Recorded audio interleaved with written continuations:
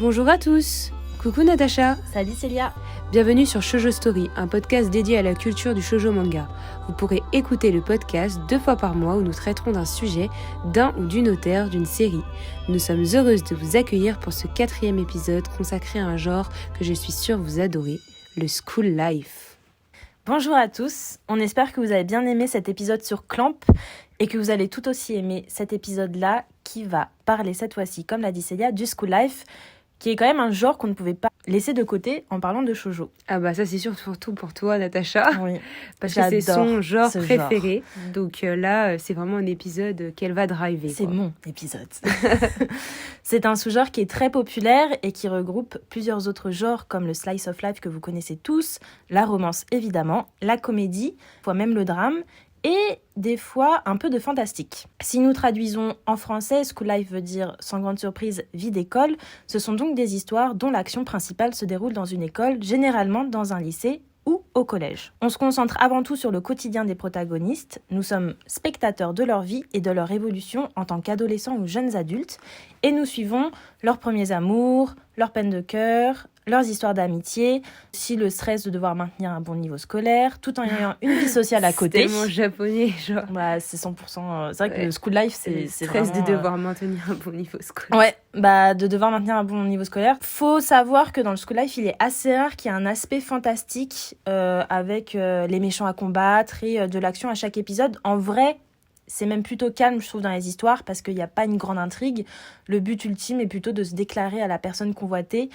Mais vous allez voir que dans certains school life, il existe quand même des exceptions. Donc on est très loin de ce qu'on avait expliqué dans nos épisodes précédents comme le Magical Girl, où chaque épisode il y a une transformation, il y a des ennemis, il y a une quête. Exactement, là c'est beaucoup plus calme, hein. C'est juste des histoires d'amis, ça se passe au lycée et il n'y a pas...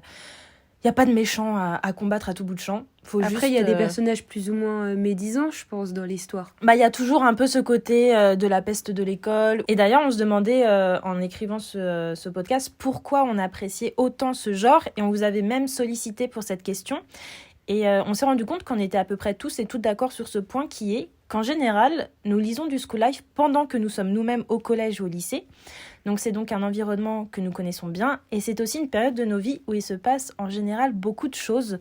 On vit sans cesse de nouvelles expériences, on apprend beaucoup sur nous durant cette période et c'est ce qui est retranscrit dans le school life, découvrir qui nous sommes, apprendre à gérer nos sentiments, se lier d'amitié avec de nouvelles personnes, totalement le contraire au genre fantastique ou science-fiction. Enfin, je pense qu'on est tous d'accord aussi pour dire qu'il est difficile de s'identifier, par exemple... à Sailor Moon parce que on peut pas se transformer en Magical Girl et on peut pas je sais pas moi capturer les cœurs des garçons comme dans Chocolat et Vanilla. Oui, mais on peut quand même, vous avez quand même le droit de rêver d'être chocolat. Moi j'ai toujours rêvé d'être chocolat. Mais je pense que ça relève plus du fantasme, du fantastique, de ce qui est de ce qu'on ne peut pas réaliser. Alors que dans School Life, on peut facilement se mettre à la place de l'héroïne qui a un crush sur le bad boy de l'école. Genre, je pense que c'est beaucoup plus familier, en tout cas, dans notre vécu. Par contre, restons quand même réalistes. On est d'accord pour se dire que ce qu'il se passe dans le school life est très souvent romancé et pas franchement représentatif de la vraie vie. Les aventures et les expériences des protagonistes sont souvent décuplées.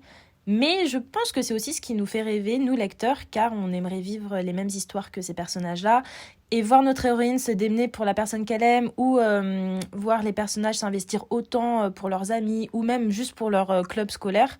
Bah, c'est un côté qui nous plaît beaucoup et qui est agréable à regarder et à suivre. Et aussi le fait que je pense, comme nous, on est européens, quand on regarde ça, on est aussi dans le fantasme de la vie scolaire japonaise, avec les clubs du lycée, etc. Enfin, je sais pas pour vous, mais moi, personnellement, il n'y avait pas trop de clubs à mon lycée, quoi. Quand je regardais des mangas... Moi, il n'y en avait pas. Voilà, ça me permettait de me dire, oh là là, j'aimerais tellement pouvoir participer au club de musique, au club, je sais rien, d'écriture, voilà. Je sais que moi, quand je lisais des mangas scolaires, mais moi aussi, je veux terminer les cours à 15h et avoir juste un club pour profiter avec mes amis. Et c'est un point qui revient beaucoup, qui est revenu beaucoup quand on vous a posé la question, c'est aussi ce côté-là de... on a tous déjà rêvé, et même on rêve toujours encore, de vouloir partir vivre au Japon, d'enfiler un uniforme étudiant et d'aller étudier dans un lycée japonais. Et du coup, lire un manga school life ou regarder un animé de ce genre-là, ça nous permet aussi de vivre cette expérience un peu par procuration et de satisfaire un peu ce rêve-là. Désir, quoi. Ouais. Et il y a aussi, je pense, un aspect assez nostalgique. Quand on lit maintenant du school life alors qu'on n'est plus du tout en âge d'aller au lycée et que ces années-là sont derrière nous. Personnellement, moi, c'est une période qui des fois me manque. Et c'est pourquoi lire un manga school life me permet aussi un peu de m'évader du quotidien et de me plonger dans des histoires d'amour légères où il n'est pas forcément question de se soucier de trouver un travail ou de gagner de l'argent. Et le dernier point positif dans le school life, c'est aussi la liberté dont disposent les mangaka. Pour eux, c'est très intéressant d'écrire sur la vie d'adolescents car les personnages ils ont encore tout à apprendre. Ils sont, on l'a déjà dit, mais ils sont vraiment à une période de leur vie où ils vivent énormément d'expériences et pour les mangaka, il y a beaucoup de sujets possibles à traiter. Donc, par exemple, les rendez-vous amoureux, les examens, les voyages scolaires, les vacances, l'histoire d'amitié, les querelles. Oui, ils ont vraiment un choix énorme d'activités, en fait, à proposer dans les mangas, tout simplement, et auxquelles on peut se référer hyper facilement. Ouais. Je sais que moi, je kiffais quand dans les séries, il y avait ce côté un peu voyage scolaire. C'était une période, c'était un moment des épisodes ou des tomes que j'aimais trop. Mais parce que dans la vie aussi, je pense que c'est un truc qui peut être assez excitant quand on est au collège et qu'on part en voyage scolaire avec sa classe. Il se passe toujours des petites histoires, des petites choses et là c'est un peu la même chose. Après c'est comme dans les séries, mais je pense que c'est le principe même d'un scénario school life. Et d'ailleurs toi, il y a une mangaka qui a vraiment marqué tes souvenirs et ta jeunesse et c'est Wataru Yoshizumi. Pour ceux et celles qui, comme moi, n'ont plus 20 ans, en tout cas ont dépassé les 25 ans, vous la connaissez certainement parce qu'elle a écrit de grands classiques tels que Marmalade Boy, Ultramaniac, Random Walk ou encore Mitna Bokura. Et c'était des séries qui étaient particulièrement populaires lorsque j'étais, moi en tout cas, au collège et lycée. Et cette auteure est même considérée comme l'une des plus grandes mangaka shoujo. Elle a écrit sa toute première histoire en 84 et ça s'appelait Radical Romance. Par contre, elle a vraiment gagné en succès grâce à Marmalade Boy en 92, donc pas longtemps après. Et ce manga lui a valu une reconnaissance mais internationale. Et je pense que maintenant, c'est un de ses mangas les plus connus. Il existe d'ailleurs une adaptation en animé et un live action que j'ai commencé à regarder hier soir et que j'ai pas pu terminer, c'était vraiment nul. Le live action. Franchement, le choix des personnages était très bien, mais alors l'histoire, ils l'ont totalement modifié. Et les live action, est-ce que tu peux redire un peu ce que c'est Live action, c'est l'adaptation d'un manga ou d'un animé en film, avec des acteurs réels. Des effets spéciaux. Pour vous faire un petit résumé, Miki, ses parents ont divorcé et elle vit désormais dans une maison où ces derniers font ménage à 4 avec ses beaux-parents. C'est un peu compliqué à expliquer, mais vous verrez bien en le lisant. Mais c'est un peu pas clair, moi je trouve, c'est dans le premier tome. En fait, si c'est clair, mais à expliquer, c'est assez difficile. En bref, ses parents... ils sont tous les deux amoureux. Et les parents de Yu, le beau gosse, l'autre héros, quoi... Ils sont tombés amoureux chacun du parent de l'autre. C'est ça, c'est vraiment glauque. Et ils ont décidé d'habiter tous ensemble. Creepy. C'est très bizarre. Mais tu vois, on pourrait se dire, tiens, une histoire quand même un peu originale qui sort du lot. Oui. Mais en fait, il y a que ce côté-là qui est original. Après, on reste sur un shoujo classique. Donc, ce qui est un peu dommage. You, beau blondinet au charme ravageur. Et il est beau, hein. D'ailleurs, dans le live action, ça j'étais contente, c'est le seul point positif que j'ai sur ce live action, c'est que l'acteur est vraiment très beau. Et voilà, l'histoire c'est qu'ils habitent tous ensemble, et évidemment, sans grande surprise, Miki, elle tombe in love de son, je sais même pas comment le qualifier, de son demi-frère sans être son demi-frère, quoi. Donc encore un peu une histoire un peu étrange. Mais c'est un grand classique, et en vrai, je vous conseille de le lire, parce que là, en le disant à voix haute, ça semble un peu creepy, mais en manga, ça passe quand même bien. Enfin, j'ai relu le premier tome, là, il y a pas longtemps, celui que tu m'avais offert, et en vrai, c'est sympa. Ce qui est très beau, c'est les dessins. Nous, on aime le style années 90, vous le savez. Nous, on aime les dessins vintage, donc ça nous plaît énormément. Maintenant, c'est une histoire quand même de shoujo qu'on dirait pas du tout ouverte d'esprit, on va dire. C'est plutôt une histoire de shoujo classique. Très classique. Ça se voit que c'est dans ses premières séries. C'est pas un shoujo révolutionnaire, je dirais. Contrairement à Ultramaniac, qui est personnellement ma série favorite d'elle, enfin l'une de mes séries favorites et que je vous conseille à 100%, j'ai eu plaisir à me replonger dans cette histoire lorsque nous préparions cet épisode. Et ça faisait bien 10 ans que je n'avais pas lu. Et franchement, mais qu'est-ce que j'ai rigolé. J'ai vraiment pris un plaisir à la relire, si bien que je viens de racheter d'ailleurs tous les tomes sur Vinted. On vous donnera des petits tips parce qu'en vrai, vous pouvez trouver la série complète pour vraiment pas cher. Oui, et avec notre nouvelle une qu'on a fait sur les bons Insta, plans. Ouais. Là, on refera des bons plans, donc en rapport à chaque fois avec l'épisode dont on parle. Donc là, on va faire une sélection spéciale School Life. Ouais. Et pour vous faire un petit résumé, c'est l'histoire d'Ayu, qui est une fille très populaire dans son collège. Elle aime secrètement Kaji, donc le beau gosse de l'école. Mais bien sûr, une nouvelle élève va venir chambouler tout ça, et c'est Nina Sakura, qui est en fait une magicienne venue étudier dans le monde des humains.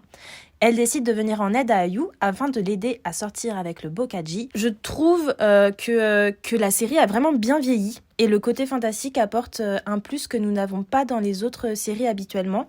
Et surtout, grâce au personnage de Nina, l'humour est vraiment omniprésent tout au long de la saga, et c'est vraiment un plaisir à lire. Ça, c'est les meilleurs shoujo school life, c'est les shoujo school life avec de l'humour, je trouve. Et il y en a beaucoup, en vrai. Et on en a plein à vous présenter après, de toute façon, donc vous allez vous faire plaisir. Donc ouais, je vous disais un peu plus haut que c'était rare qu'il y ait du fantastique dans les mangas shoujo school life, mais là, du coup, c'est un bon exemple, je trouve. D'ailleurs, c'est la première fois que l'auteur s'attaque à ce genre-là. Même si la thématique du school life reste le thème principal de cette histoire, elle trouvait intéressant d'introduire du fantastique dans le quotidien, et elle nous livre même dans un de ses free talk. Donc le free talk, vous savez ce que c'est le petit test qu'il y a sur le côté de la page où le mangaka s'adresse directement à ses lecteurs. Elle nous livre qu'elle avait toujours eu l'impression que les séries phares du magazine Ribbon traitaient de fantastique, et étant elle-même publiée dans ce magazine, elle avait toujours eu envie en fait d'écrire une histoire comme ça un jour, mais elle remettait toujours à plus tard parce que elle avait pas assez de confiance en elle pour se lancer dans ce genre-là.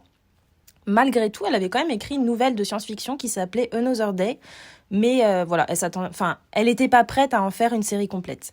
Et finalement, Ultramaniac a vu le jour en 2002 et ce fut un succès immédiat et international.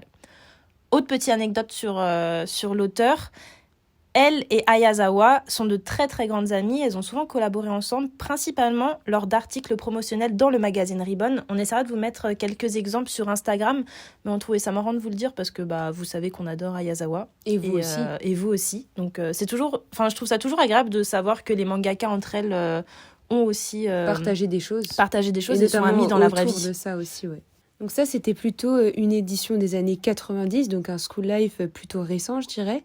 Mais on a aussi un school life beaucoup plus ancien à vous présenter, que vous connaissez sûrement, puisqu'on en a déjà parlé dans l'épisode sur l'an 24 de la célèbre Moto Hagio. Désolée, on est toujours obligé de faire des retours à notre premier épisode. Si vous n'avez pas écouté, n'hésitez pas à l'écouter avant d'écouter cet épisode sur le school life. Et donc là, on va parler du cœur de Thomas. Donc beaucoup d'entre vous connaissent déjà cette histoire. Premier exemple de manga shonenai et school life, ancêtre du boys love, comme vous connaissez et qu'on l'appelle aujourd'hui. Donc on peut pas passer à côté de vous présenter ce manga nostalgique et vintage, parce que vous savez vraiment notre amour pour les mangakas de l'an 24. On avait un peu effleuré l'œuvre de Moto Hagio dans notre premier épisode, mais cette œuvre qui date de 1974, elle est prépubliée dans le magazine Shukan Shoujo Comics de la Shogakukan, que vous connaissez puisqu'on en parle tout le temps, c'est la maison d'édition la plus connue pour le shoujo. Et donc ce manga, il est vraiment inspiré des romans d'apprentissage et de formation. Donc on appelle cela les Bildungsroman. Je ne sais pas si je le dis bien, mais normalement ça s'écrit Bildungsroman. Et c'est pour cela que je trouve qu'il convient vraiment parfaitement à notre thème d'aujourd'hui, parce que c'est vraiment l'apprentissage. Donc le manga, il sera publié en Occident qu'à partir des années 2012. Vous imaginez, donc vraiment c'est après, tard, très tard. Et c'est publié donc en un volume sous le titre Le cœur de Thomas par la maison d'édition Kazé dans sa collection Kazé classique. Donc on sait que certains d'entre vous l'ont en leur possession parce qu'on a eu quelques images de votre part. Ouais. C'est vrai que nous, il faudrait qu'on puisse l'acheter, mais c'est vrai que le tome est encore très cher. Donc le synopsis de cette histoire, on espère que ça vous donnera un peu envie de vous plonger dans ce classique. C'est le gymnasium Schotelbelz, qui est un établissement scolaire situé dans la région de Nordbaden, en Allemagne de l'Ouest. Un jeune étudiant de l'académie et idole de l'établissement qui s'appelle Thomas se suicide en se jetant du haut d'un pont. Avant de mourir, Thomas envoie un courrier à Julius Moll, le délégué des élèves, pour qui il éprouve ouvertement des sentiments, malgré les répétés rejets de ce dernier. Dans sa lettre, Thomas explique qu'il lui offre son amour à travers ce sacrifice. Donc attention, vous le voyez bien, cette œuvre, elle parle de violence physique, morale, de harcèlement, de torture, de suicide, de viol, de satanisme, de religion. Enfin bref, vous avez bien vu. On est dans le drame, quoi. On est dans le drame. Donc si vous n'êtes pas à l'aise avec ces sujets, évitez de vous lancer dans cette lecture.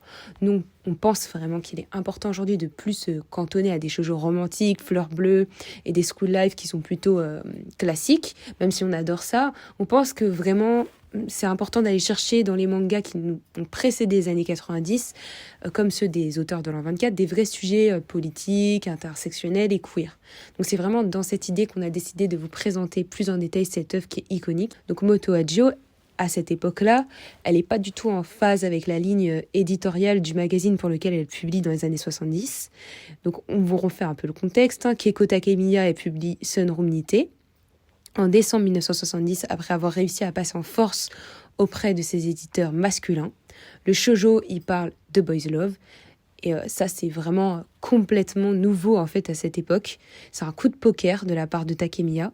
Et en janvier 1971, Yumiko Oshima publie Tanjo, qui chope vraiment l'opinion, parce qu'elle aborde le sujet de l'avortement. Donc à cette époque, c'est complètement tabou. Et en 1972, vous connaissez bien cette date, c'est Versailles Nobara. Donc quand elle publie cette œuvre-là, à côté d'elle, elle a une personne très importante, un acteur très important de la vie de Moto Hagio et de Keiko Takemiya qui s'appelle Nori Masuyama. Il recommande beaucoup de lectures, de musique, de films au mangaka de l'an 24. Et petit à petit, en fait, elles vont s'intéresser au romancier Hermann Hesse ou au film Les Amitiés particulières, réalisé par Jean Delannoy en 1964, d'après le roman de Roger Perfit.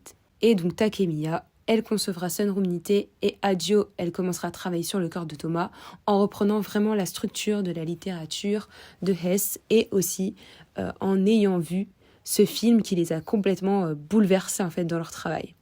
Je suis obligée de faire des liens avec Takemiya parce que comme vous voyez, les deux, en fait, elles créent ces œuvres autour du boys love en même temps. Et en plus, leurs deux œuvres, elles se passent dans une académie de garçons. Donc c'est vrai que ça se ressemble beaucoup, leurs histoires. Ouais, c'est vraiment du school life à fond, school life boys love. Donc vraiment, il revient intéressant de notifier que le pensionnat de novembre, c'est vraiment une autre œuvre qui viendra donc après Sunroom Nite. C'est un peu comme l'ébauche du mythique Cœur de Thomas.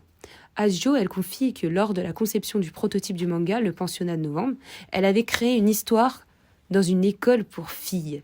Mais cet environnement est jugé par l'autrice comme trop restrictif, comme si elle était contrainte par le mauvais sort d'une sorcière, tandis que le monde inconnu d'une école pour garçons lui offrait plus de liberté. Le seul personnage qui est dessiné, je dis bien entre guillemets comme un homme, dans cette histoire, c'est le violeur, Seyfried. Donc le Cœur de Thomas, c'est une œuvre majeure dans la construction lesbienne de l'époque. Et il y a vraiment de nombreuses théories autour des choix de Moto Hagio concernant cette œuvre, et notamment que ses dessins sont similaires pour les garçons et les filles du pensionnat, en fait, de l'internat, et que ces thèmes sont complètement inconventionnels pour l'époque. Ah, est-ce que ça laisserait pas aussi la liberté au lecteur de pouvoir un peu oui, pourquoi pas se transposer du genre dans des personnages, etc. Aussi, ouais. Je pense que ça peut être une manière aussi de vraiment se projeter dans les personnages, même si vous êtes une femme, en fait, en lisant les œuvres de Moto Hagio. Donc, depuis son enfance et du fait de sa situation familiale difficile, elle se questionne vraiment sur le sens de la vie, Moto Hagio, de son existence. Et vraiment, la lecture de ses romans, en fait, de Hermann Hesse, il lui donne un début de réponse. Elle explique que les livres de Hesse lui faisaient comprendre qu'elle avait le droit d'exister, d'écrire et de s'exprimer.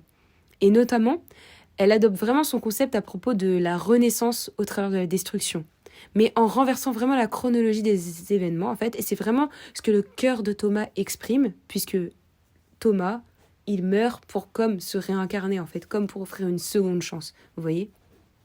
Donc le Cœur de Thomas, c'est vraiment un manga qui marque la transition dans le shoujo manga entre des titres tels que Paris-Tokyo de Makoto Takahashi, qu'on a maintes fois représenté sur notre Instagram. Vous le savez, on adore les dessins de Makoto Takahashi, qui sont vraiment centrés sur l'amour familial, qui était encore vraiment majoritaire à l'époque.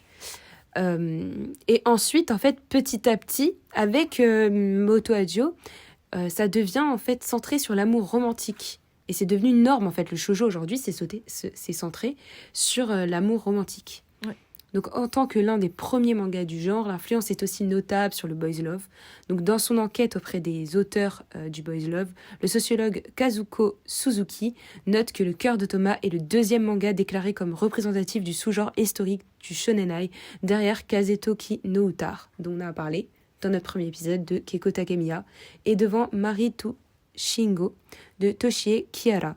Alors nous, on aimerait savoir d'ailleurs pour vous, pour vous, quel manga est le premier Boys Love? Est-ce que vous pensez plus que c'est les mangas de Keiko Takemiya, de Moto Hagio ou de Toshi Kihara?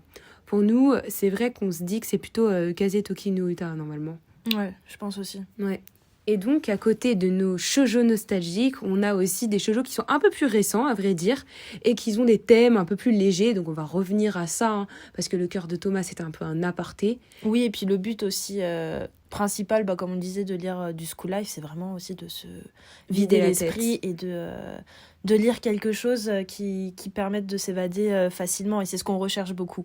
Oui, et c'est ce qu'on trouve du coup avec Lovely Complex. Oui, totalement. Ça, c'était pour le coup, dans les nostalgies, c'est vraiment un shoujo, nous, qu'on a regardé. Alors, je sais pas si tu l'as lu en papier. Moi, j'ai lu en papier, ouais. Tu l'as lu en papier ? Ouais. Donc, moi, je l'ai regardé en animé. C'était une série que je suivais quand j'étais au collège et que je regardais souvent. Pour vous faire un résumé, Lovely Complex, c'est une histoire d'une relation entre deux personnages, tous deux complexés par leur taille. Donc, on a Risa, qui est une jeune fille qui mesure 1m70, et Atsushi, qui est haut de 1m56.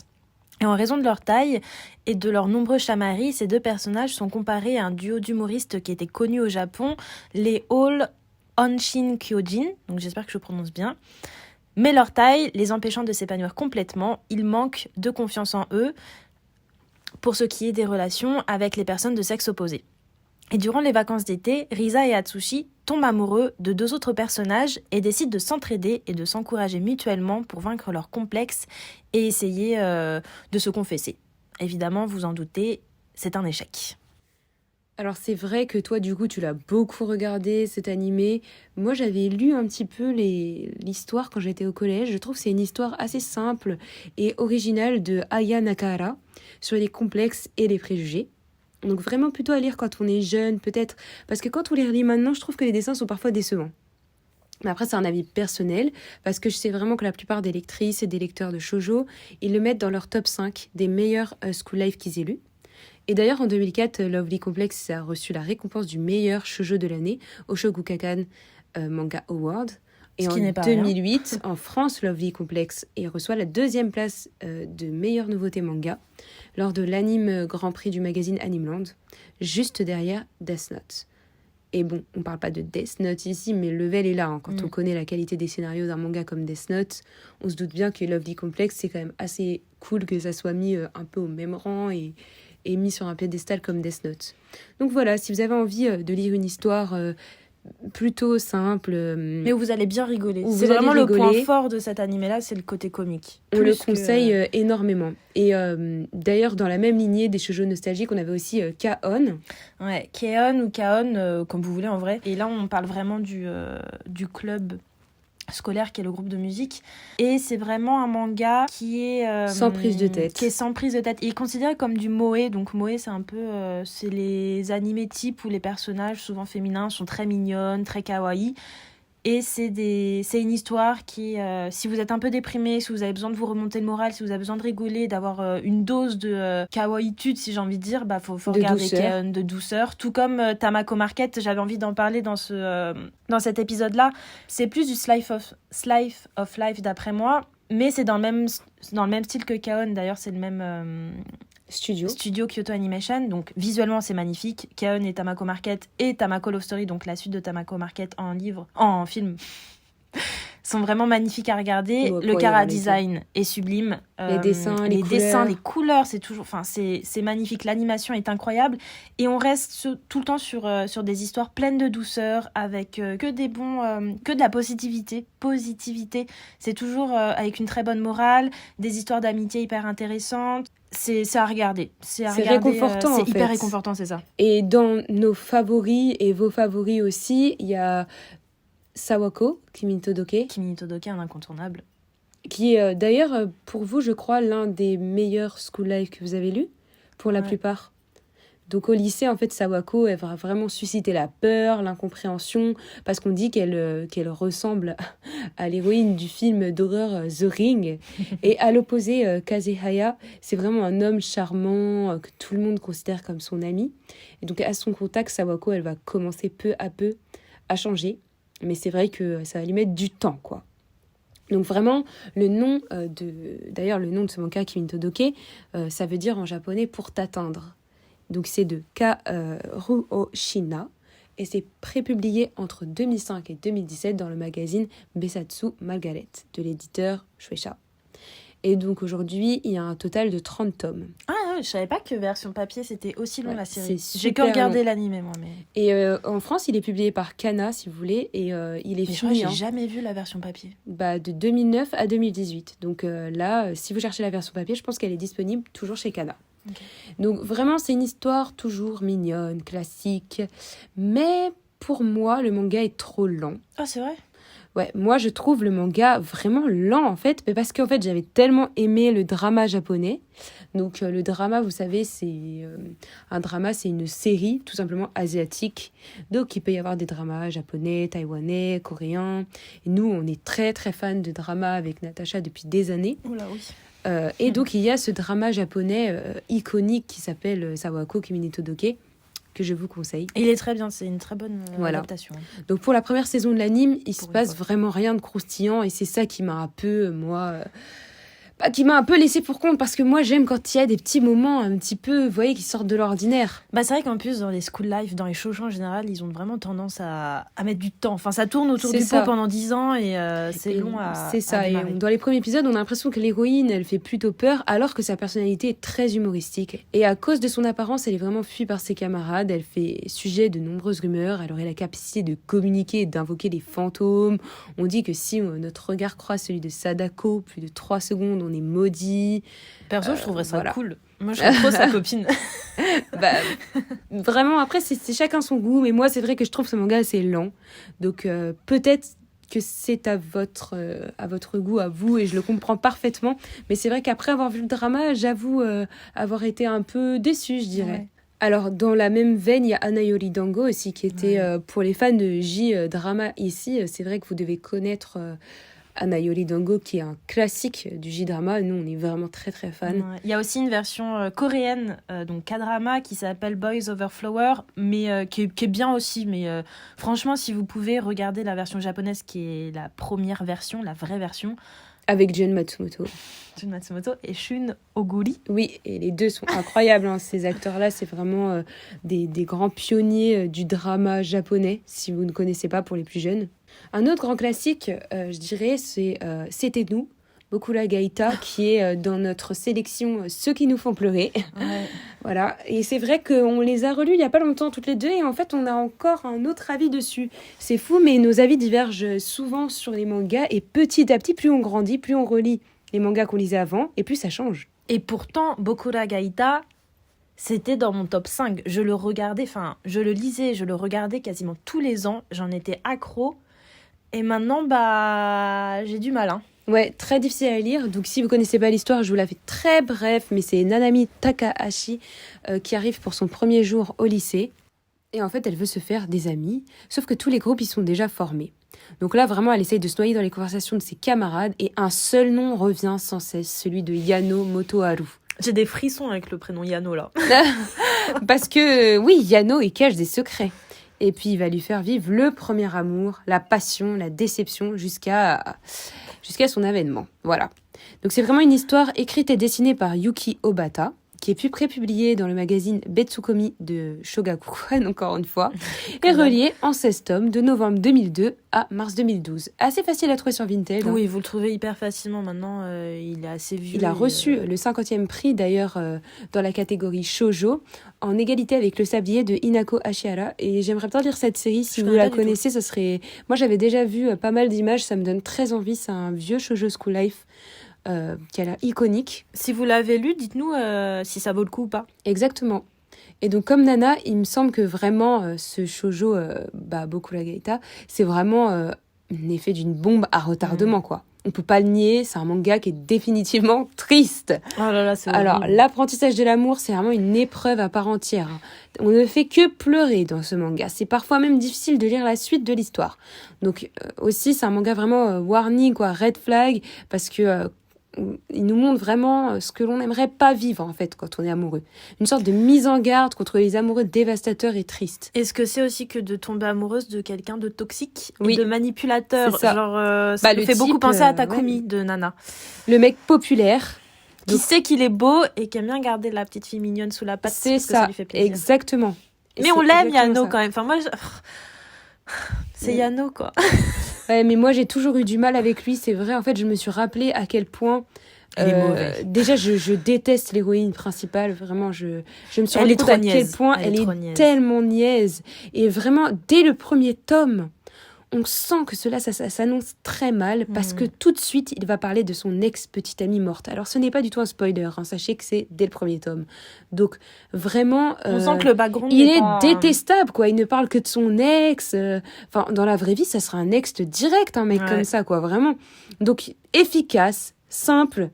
L'histoire est simple, efficace, mais immensément triste. Ouais. Mais lisez-le quand même, faites-vous votre propre avis, parce que je pense pour qu'il nous ait autant plu à l'époque, c'est qu'il y a bien une raison. Après, avec du recul, Dessins. Alors, les dessins sont originaux, sont très beaux, Hyper très mignons. qualitatifs. Avec les yeux, là, c'est magnifique. J'ai jamais vraiment vu des dessins comme ça dans d'autres mangas. Lisez Bokura Gaïta. Et vous pouvez aussi lire un autre manga qui s'appelle Orange, qui est très connu, qui a fait beaucoup parler de lui. Il existe une version papier et une version en animé. J'ai vu les deux. C'est l'histoire de Nao, l'héroïne de ce manga, qui reçoit une lettre d'elle, mais du futur.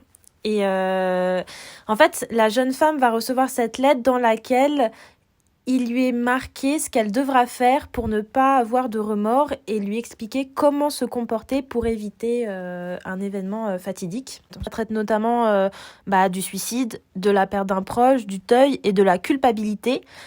Mais ce que j'ai beaucoup apprécié, c'est la justesse avec laquelle tous ces sentiments, donc tous les sentiments des personnages sont traités. Il n'y a rien qui n'est exagéré et la moralité est vraiment magnifique. Et encore une fois, même si c'est une histoire à la fois douce et violente, ce que j'aime bien, c'est que c'est ce genre d'histoire qui nous laisse pas indifférents. Et pareil, les dessins sont plutôt beaux. Je préfère 1000 fois la version papier, par contre, que la version animée. Et pour revenir à des shoujo school life qu'on adore et qui sont un peu plus comiques et sympas à regarder, qui sont moins dans le drame, on a Toradora. Oui, on a quelques recommandations à vous faire qui sont exceptionnelles, d'une humour folle.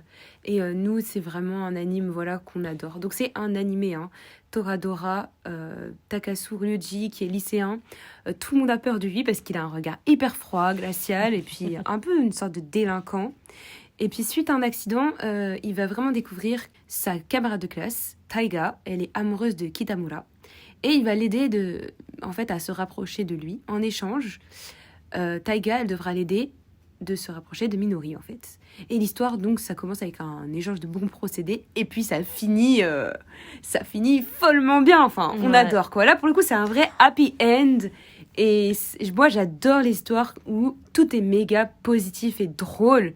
Et vraiment, les deux personnages, je les adore. Les deux personnages, ils sont complètement atypiques. C'est vrai. Ils sont totalement à l'opposé l'un de l'autre.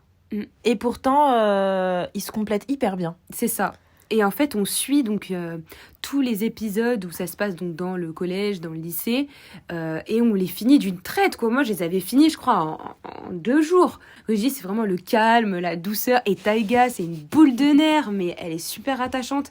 Et c'est pour le coup l'une des premières fois où j'ai apprécié vraiment un personnage féminin dans un manga type Shoujo School Life. Et d'ailleurs, on dit que Taiga, c'est tsundere. Donc, c'est selon Fanteria. Donc, c'est un compte Instagram qu'on aime beaucoup, qu'on suit. Elle a un petit contenu un peu éducatif où elle fait des définitions en fait de termes japonais et elle expliquait le terme tsundere et elle disait que c'est utilisé pour définir une personnalité qui est au premier abord distante, hautaine, violente et qui devient ensuite tendre. Et elle précise d'ailleurs que quand on emploie ce terme tsundere, c'est pour parler de la personnalité, mais que grammaticalement on dit tsundereko quand on parle d'une personne. Donc le personnage archétype tsundere, il apparaît dans l'histoire dans sa phase tsunsun, donc comme quelqu'un de vraiment violent et déplaisant. Et tandis que l'histoire progresse, le personnage parfois soudainement entre dans sa phrase dere dere et devient vraiment conciliant et aimant. Et donc d'autres personnages tsundereko peuplent vraiment les mangas qu'on connaît tous comme Shana de Shagukan no Shana, Aria de Hidarian no Ario, mais surtout l'interprète Seiyu, Rie Kugimiya. Donc Seiyu, vous savez, c'est ceux qui vont venir doubler en fait les personnages de manga.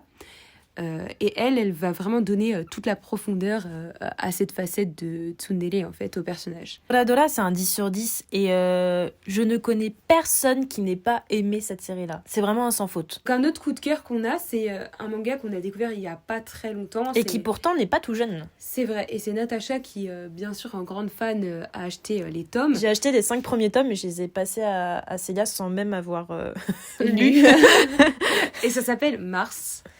C'est une histoire d'une jeune fille introvertie qui n'a pas trop d'amis, qui s'appelle Kira, et qui dessine énormément. Et cette fille, elle dessine dans un parc, et là, elle va reconnaître un camarade de classe qui s'appelle Kashino, et qui lui est très extraverti, pour le coup, complètement son opposé.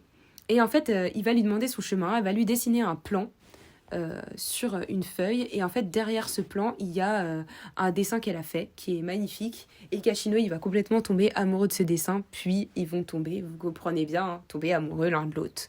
Voilà, et donc en fait ils apprennent à se connaître et ils pensent vraiment les blessures du passé ensemble.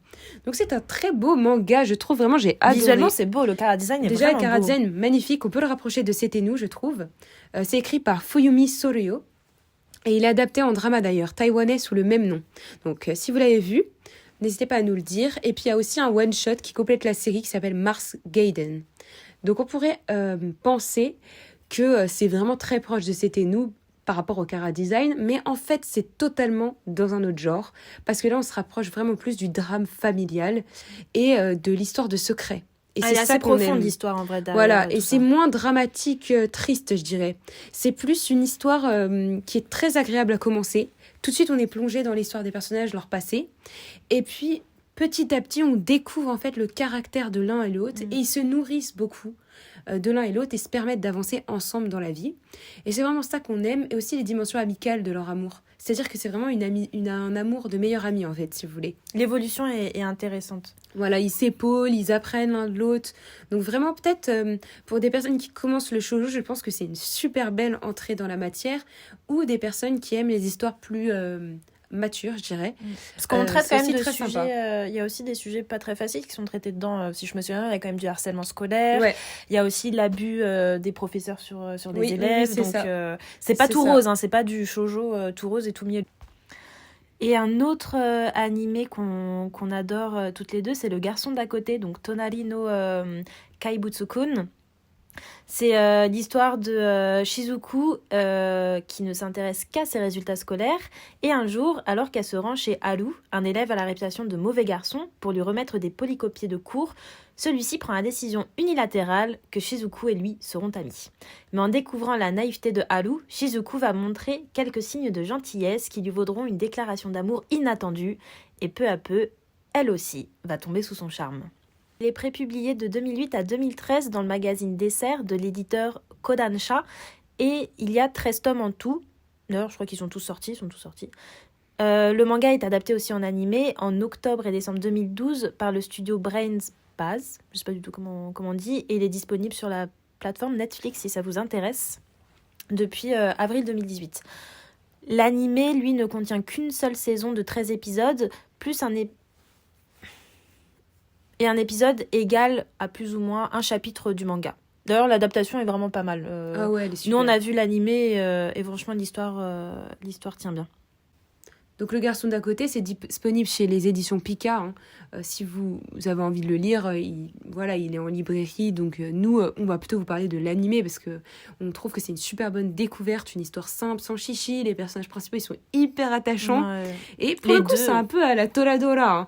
Suzuku, on retrouve un peu cette atmosphère et ce rythme entre les deux personnages. Haru, il est très excentrique. Et Suzuku, elle est typique Capricorne, en fait. Elle est occupée à s'occuper de son propre monde, si je peux dire ça. Et petit à petit, grâce à la présence solaire et énergique d'Haru, elle va vraiment apprendre à coexister avec les autres. À s'ouvrir. C'est ça. Ouais. Et il y a vraiment une espèce de nostalgie inexplicable au visionnage de l'animé. En fait, on a l'impression que, on connaît les personnages, qu'on est avec eux dans l'histoire. Et d'ailleurs, il y a un live action qui a l'air super. J'ai vu la bande-annonce, ouais. Un autre coup de cœur assez récent que j'ai eu, c'est du coup cette fois-ci en version papier, en version manga, c'est Blue Flag.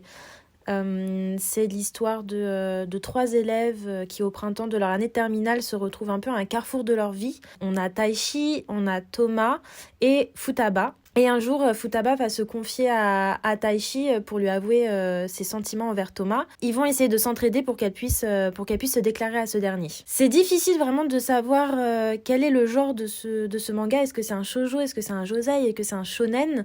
Quoi qu'il en soit, l'histoire se déroule dans un lycée. On y parle d'amour et de tranches de vie, donc je pense que ce manga a toute sa place dans cet épisode.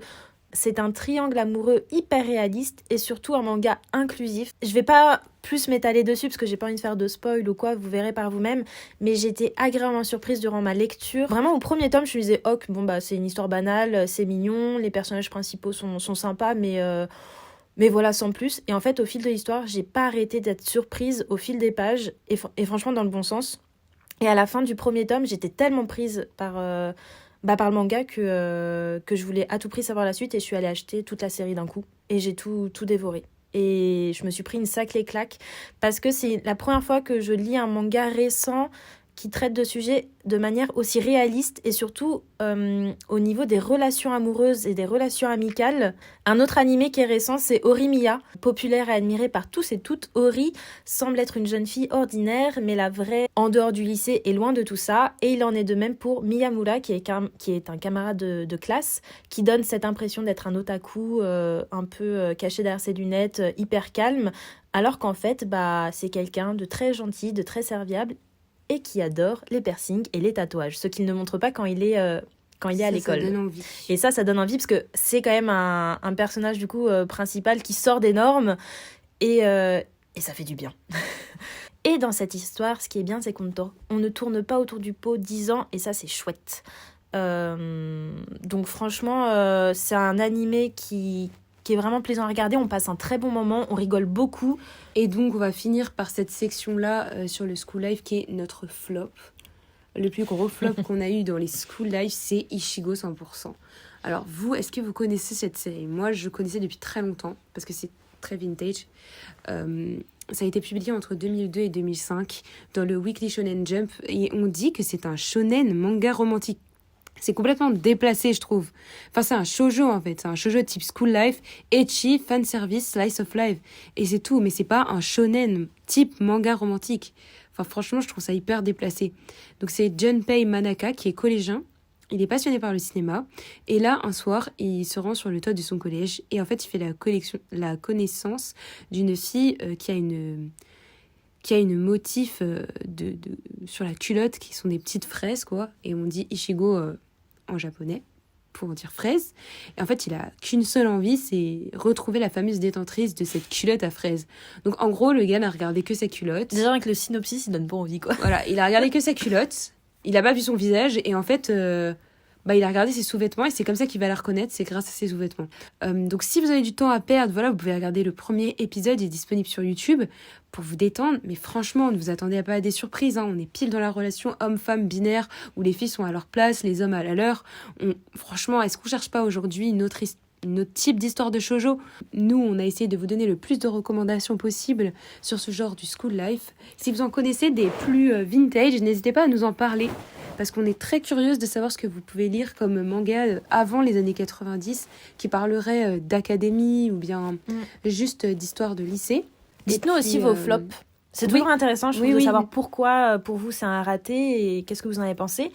Après, évidemment, là, il y avait encore plein d'autres mangas School Life à parler, hein, mais il y en a beaucoup qu'on a décidé de ne pas mentionner dans cet épisode-là parce qu'on les mettrait dans d'autres sous-rubriques qui feront l'objet d'autres épisodes spéciaux, quoi. Donc, voilà. Merci beaucoup de nous avoir écoutés et puis on se retrouve pour le prochain épisode qui là c'est un petit spoiler mais c'est certain que beaucoup d'entre vous vont être comblés. Content. Merci beaucoup et portez-vous bien. Merci. Bisous. L'intro et l'outro de ce podcast ont été réalisés par Passif Agressif. Merci d'avoir écouté cet épisode, n'hésitez pas à le partager et à nous suivre sur Instagram Shoujo Story. Retrouvez les épisodes sur toutes les plateformes ainsi que sur YouTube gratuitement. Portez-vous bien et à la prochaine.